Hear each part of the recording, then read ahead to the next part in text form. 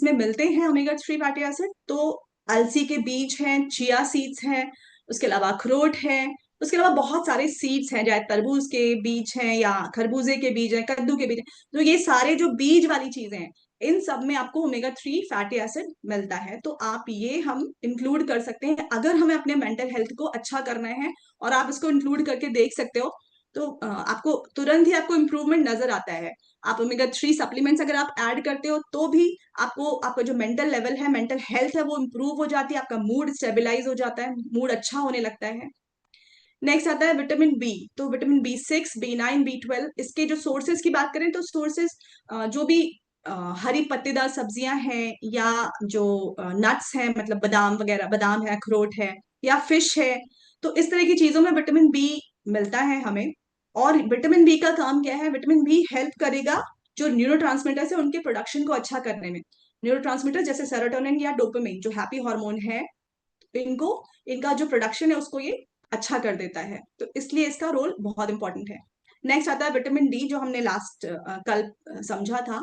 Vitamin D के जो receptors हैं वो हमारे ब्रेन के अंदर होते हैं। जैसे ही विटामिन डी का लेवल कम होता है ब्रेन के अंदर, हमारी बॉडी के अंदर, तो आपको मूड से रिलेटेड डिसऑर्डर्स दिखते हैं। बहुत बार जिन लोगों को डिप्रेशन है उसका रीजन होता है कि विटामिन डी की डेफिशिएंसी है बॉडी के अंदर, और उनको फिर डिप्रेशन वाले सिम्टम्स दिख रहे होते हैं।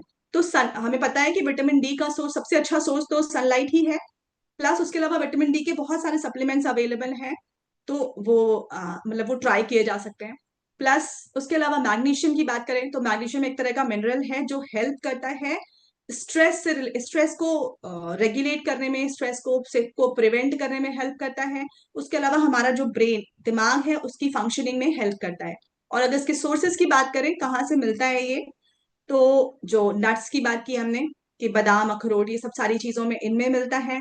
जो हमारे बीज हैं उनमें मिलता है, प्लस होल ग्रेन है। उसके अलावा डार्क चॉकलेट में भी कहा जाता है कि मैग्नीशियम पाया जाता है, और हरी पत्तेदार सब्जियां, इनमें आपको मैग्नीशियम मिलता है। और मैग्नीशियम रिसर्च के अकॉर्डिंग, जब भी मैग्नीशियम का लेवल अगर कम है बॉडी के अंदर, तो डिप्रेशन वाले सिम्टम्स ट्रिगर हो सकते हैं। इसलिए जैसे ही आप मैग्नीशियम वाला सप्लीमेंट कोई ऐड करते हो, तो आपको जो सिम्टम्स हैं वो कम होने लगते हैं डिप्रेशन वाले।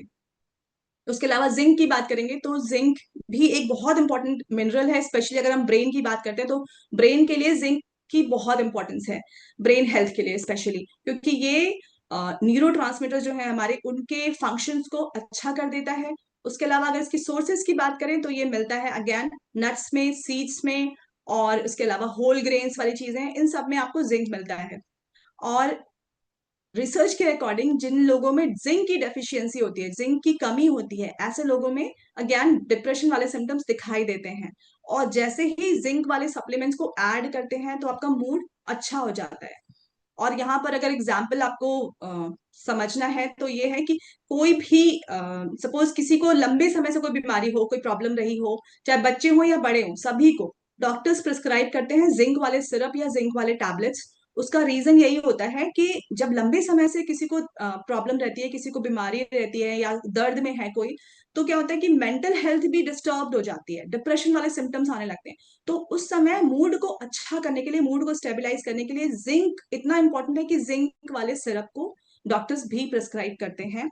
स्पेशली अगर आपको याद हो तो कोविड के केस में भी डॉक्टर्स ने यही किया था कि जिंक टैबलेट्स सबको, विटामिन सी, इसके अलावा जिंक वाले टैबलेट्स दिए जा रहे थे सबको।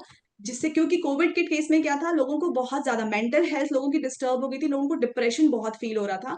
तो उसको बचाने के लिए, उसको प्रिवेंट करने के लिए डॉक्टर्स ने प्रेस्क्राइब किए थे जिंक वाले सप्लीमेंट्स। तो क्योंकि उसका रोल वही है, उसका रोल है कि हमारे ब्रेन हेल्थ को अच्छा रखेगा। जब ब्रेन हेल्थ अच्छे, क्योंकि अल्टीमेटली हमारी बॉडी खुद ही लड़ाई कर रही थी, खुद ही काम कर रही थी। हमारे जो कोविड-19 वाला जो वायरस था, कोरोना वायरस, उसके ऊपर हमारी बॉडी खुद काम कर रही थी, क्योंकि इस समय कोई ड्रग अवेलेबल नहीं थी, कोई मेडिसिन अवेलेबल नहीं थी।